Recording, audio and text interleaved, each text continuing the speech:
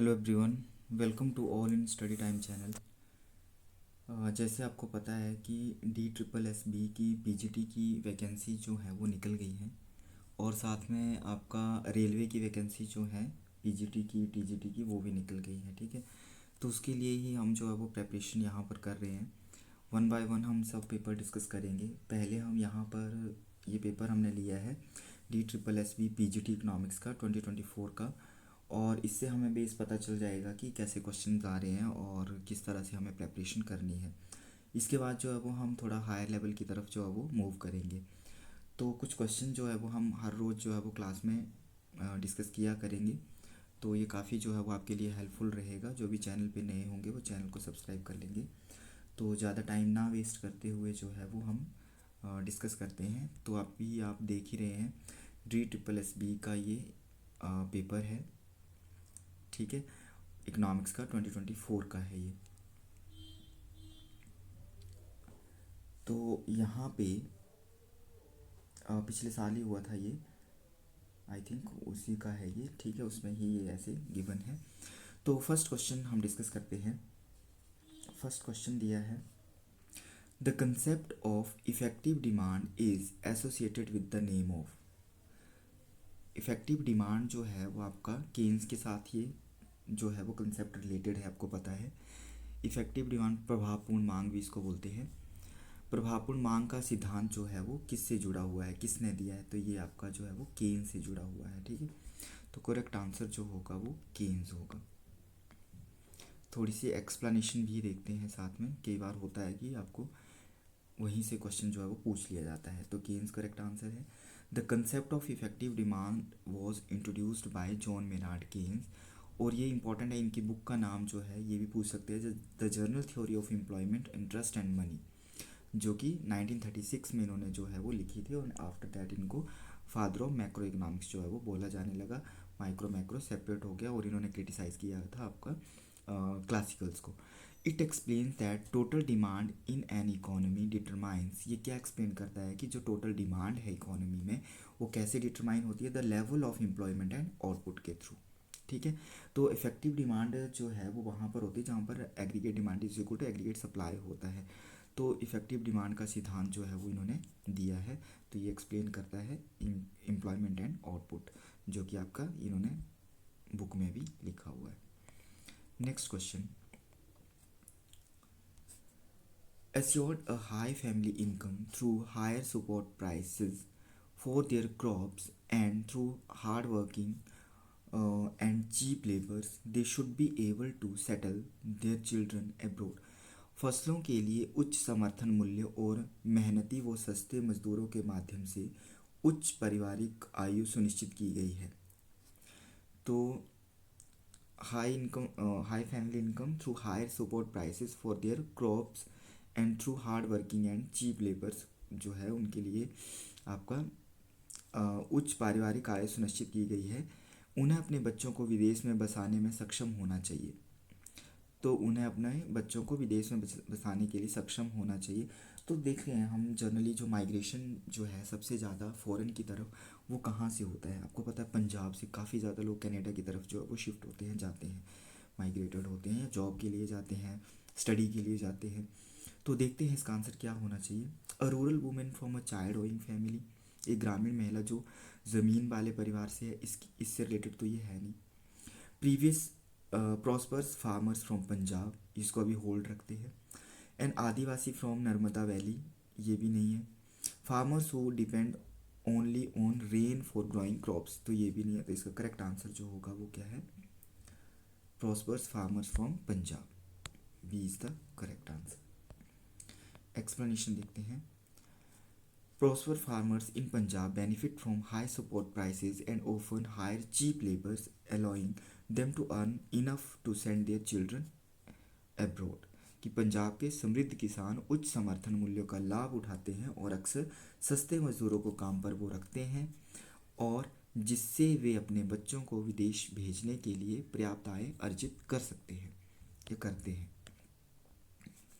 Next question, which of the following statement is not correct? यहाँ ध्यान देना है, नॉट करेक्ट, कौन सी करेक्ट नहीं है?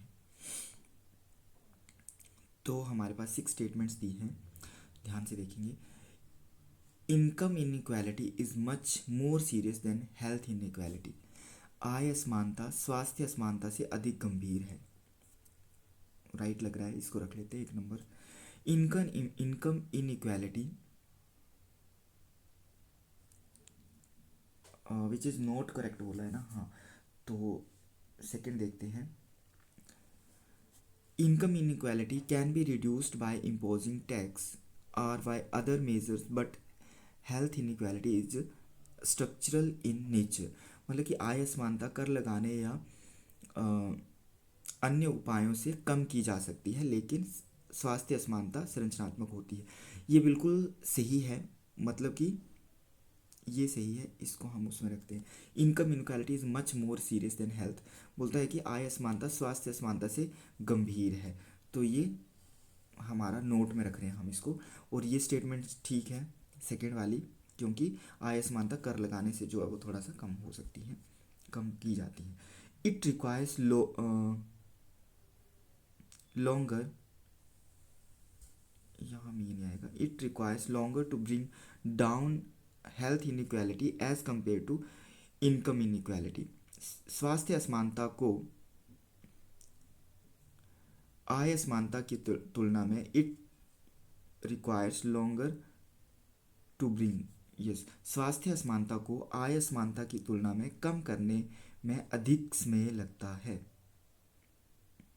तो ये भी है, स्वास्थ्य असमानता को, हेल्थ इनइक्वालिटीज़ को कम करने में as compare to income inequality से ज़्यादा टाइम लगता है, क्योंकि इनकम वाले को थ्रू टैक्सेस इंक्रीज़ करके जो है वो जल्दी रिकवर किया जा सकता है, बट स्वास्थ्य के लिए सेटअप हॉस्पिटल्स वगैरह उसके लिए जो है वो टाइम लगेगा। ये भी ठीक है, ठीक है।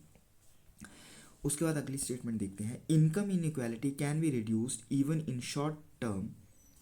यस, बिल्कुल सही है, इनकम इनइक्वालिटी जो है वो रिड्यूस कर सकते हैं शॉर्ट टर्म के लिए by transferring income from rich to poor. Very good, मतलब वेरी जो है वो ये आपका इंपॉर्टेंट एंड करेक्ट है, बिल्कुल सही बात बोली है ये, कि इनकम इनइक्वालिटी जो है आय असमानता को अल्पकाल में अमीर से गरीब को आय हस्तांतरित करके कम किया जा सकता है, बिल्कुल सही। नेक्स्ट देखते हैं, तो अभी हमारा एक ही निकल रहा है इनकरेक्ट। नेक्स्ट है हेल्थ इनइक्वालिटी में क्रिएट नेगेटिव एक्सटर्नैलिटी। स्वास्थ्य असमानता नकारात्मक बाह्य प्रभाव उत्पन्न करती है, ये भी बिल्कुल सही है, मतलब कि स्वास्थ्य असमानता जो है वो नेगेटिव इनइक्वालिटी जो नेगेटिव एक्सटर्नैलिटी जो है वो प्रोड्यूस करती है, मतलब जिसका स्वास्थ्य अच्छा नहीं होगा तो देन उसकी वर्किंग कैपेसिटी जो है वो भी कम होगी। 6th वाला देखते हैं। Health seeking behaviour of the individual depends on physical status. ये बोल रहा है कि स्वास्थ्य और स्वास्थ्य प्राप्त करने का व्यवहार शारीरिक स्थिति पर निर्भर करता तो है, but only not it is the sole factor, मतलब कि ये एक ही फैक्टर नहीं है, अदर फैक्टर्स भी वर्क करते हैं।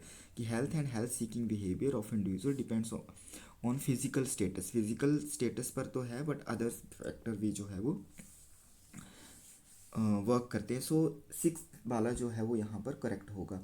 तो यहाँ पर वैसे जर्नल में हमारा फर्स्ट तो होगा ही होगा, अगर आपको 6th में भी कन्फ्यूज़न होता है तो हम फर्स्ट के साथ जो है वो देखते हैं, क्योंकि 2 हमारा होगा नहीं, 5 भी नहीं होगा, 4 भी नहीं होगा, तो फर्स्ट के साथ और क्या दिया है आपका 6 दिया है, तो 1 एंड 6 जो है वो आपका करेक्ट आंसर होगा। क्लियर, देखो कितना बड़ा स्टेटमेंट वाले क्वेश्चंस हैं, तो इस तरह से क्वेश्चन आते हैं दिमाग लगाने वाले, तो इसको जो है वो बिल्कुल प्रैक्टिस करनी है, प्रैक्टिस से कुछ भी इम्पॉसिबल नहीं है, इजीली आप कर पाएंगे। नेक्स्ट क्वेश्चन है veg rigidity, the observation that wages dash has important implications for labor markets and macroeconomic performance. Empirical evidence on the context, causes and consequences of wage rigidity on the individual level is relatively scant. However, तो veg rigidity जो है, veg rigidity जो है वो ये अवलोकन है कि बोलते वेतन क्या वेतन कैन बी एडजस्टेड डाउनवर्ड्स या फिर can not be adjusted downwards. Wage rigidity, the observation that wages can not be adjusted downwards has important implication for labor markets and macroeconomic performance. Empirical evidence on the extent, causes, and consequences of wage rigidity on the individual level is relatively scant, however. कि आगे क्या बोला है इसने, हालांकि वेतन rigidity के पैमाने, कारणों और परिणामों पर व्यक्तिगत स्तर पर अनुभवी साक्ष्य अपेक्षाकृत कम है। तो इसका जो करेक्ट आंसर आएगा ये आपका होएगा can not be adjusted downward, कि वीक रिलेटेड ऑब्जर्वेशन वेजेस जो है वो can not be adjusted downward. D is the correct answer. Explanation देखते हैं।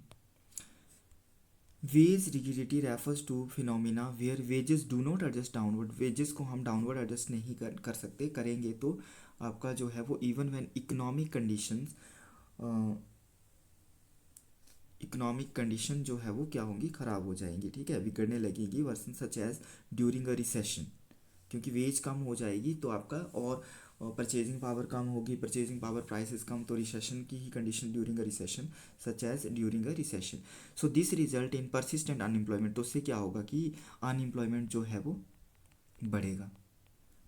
समझ रहे हैं, वेज कम है तो आगे काम करने के लिए भी कम ही रेडी होंगे लोग, क्योंकि उनको वेज ही कम मिल रहा है। और under employment because firms are unable to lower wages too much than supply of demand for labour. या फिर अंडर एम्प्लॉयमेंट भी जो है वो हो सकता है, बेरोजगारी या अधूरी बेरोजगारी बनी रहती है, क्योंकि कंपनियां श्रम की आपूर्ति और मांग से मेल खाने के लिए वेतन को कम नहीं कर पाती। तो करेंगी तो अनएम्प्लॉयमेंट या अंडर जो है वो अनएम्प्लॉयमेंट या अंडर एम्प्लॉयमेंट परसिस्ट रहता है। तो wage rigidity downward can not वाला जो है वो आंसर होगा। Next question, who is known as the father of agricultural economics. ये डायरेक्ट क्वेश्चन आ गया है। तो हेनरी चार्ल्स टेलर, बट ऐसा भी होता है कि कई बार हमने सुने नहीं होते, तो D is the correct answer. Why D is the correct answer, पढ़ते हैं यहाँ पे। Henry Charles Taylor is regarded as the father of agricultural economics. He was a pioneering American economist who contributed significantly to the development of agriculture economics as a distinct discipline। ये इन्होंने contribution किया 20th century, and he wrote extensively on agriculture policy and rural development, helping to shape modern agricultural economic thought। तो these were 5 questions, and next वाले जो है वो हम next वाली क्लास में करेंगे। इसी तरह से आपने जो है वो बने रहना है, ताकि जो है वो आपको टाइम टू टाइम जो है वो प्रेपरेशन आपकी होती रहे, आपको जो है वो लेक्चर मिलता रहे। तो जो भी चैनल पे नए होंगे वो चैनल को सब्सक्राइब कर लेंगे। बाकी नेक्स्ट क्लास में हम नेक्स्ट वाले क्वेश्चन डिस्कस करेंगे। Thanks for watching, thank you.